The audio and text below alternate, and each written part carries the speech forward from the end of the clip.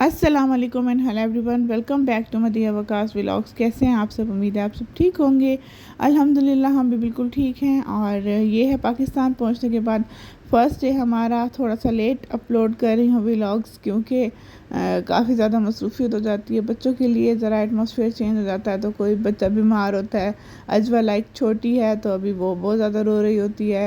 और अभी जो आपने फ्रेश सी स्ट्रॉबेरी देखी है ना, ये आई थी मेरी कज़न के घर से, बहुत ही प्यार और खलूस से भेजी थी।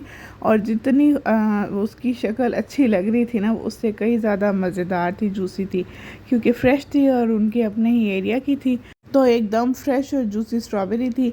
और ये फर्स्ट डे का जो है थोड़ा सा शाम के वक्त का जो है क्लिप है, क्योंकि यहाँ पे हम आए थे शॉपिंग करने और मुझे जो है बाथरूम यूज़ के लिए कुछ चीज़ें लेनी थी, कुछ जो है बच्चों के खाने पीने की चीज़ें लेनी थी, और घर में हमारे इवेंट भी था। तो बस कोशिश थी कि बस विद इन 1 आवर जो है हम सब चीज़ें लेकर और घर पहुँच जाएँ।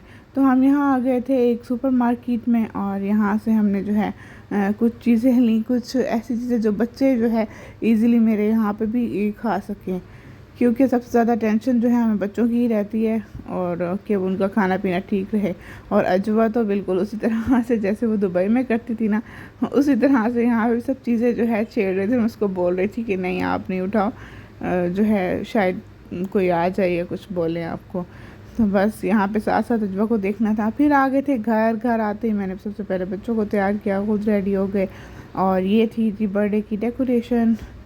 और अक्सा और मीरा दोनों सिस्टर्स हैं, तो उनकी बर्थडे थी। और आजकल जो है वीडियोस बहुत ही लेट अपलोड हो रही हैं मुझसे, क्योंकि अजवा जिस दिन से हम यहाँ आए हैं ना, तो वो काफ़ी ज़्यादा तंग कर रही है। वो बस चिपकी रहती है मेरे साथ। और अगर अब यहाँ पे आपको ये नीचे खेलती नज़र भी आ रही है ना, तो बस क्या है कि मैं सामने बैठी हूँ और तब ये बच्चों से अट्रैक्ट होकर और फिर जो है उनके पास जा रही है या उनसे थोड़ा सा बात कर रही है। तो बस यही कुछ ही चल रहा है मेरा तो। और इसी वजह से जो है मैं आपके साथ वीडियोस भी ज़्यादा अपलोड नहीं कर पा रही। और थोड़ी सी तबीयत भी, अब ऑफ कोर्स मैं 3rd ट्राइमेस्टर में हूँ, तो तबीयत भी अप एंड डाउन रहती है। और यहाँ पे जो है बच्चे खूब इंजॉय कर रहे थे, क्योंकि यहाँ पे एक बैलून था और सब उसी बैलून के पीछे थे कि बस ये बैलून हमें चाहिए। लेकिन सबसे छोटी यहाँ पे अब अजवा है, तो इसलिए जो है वो मतलब अपनी बात मनवा लेती थी। हम जब शाम में पहुँचे थे ना, तो उस शाम में ना इतने इमोशनल होकर मैं घर में एंटर हुई। लेकिन जैसे ही मैं अभी अपनी जो मेरी सास है, मैं उनसे मिलने लगी, तो अजवा ने वहीं पे ही शोर कर दिया और बहुत ज़्यादा रोने लगी। तो बस उसके बाद से तो अजवा मेरे पास से उतरे ही नहीं, ना मैंने कुछ शूट किया ना रिकॉर्ड किया।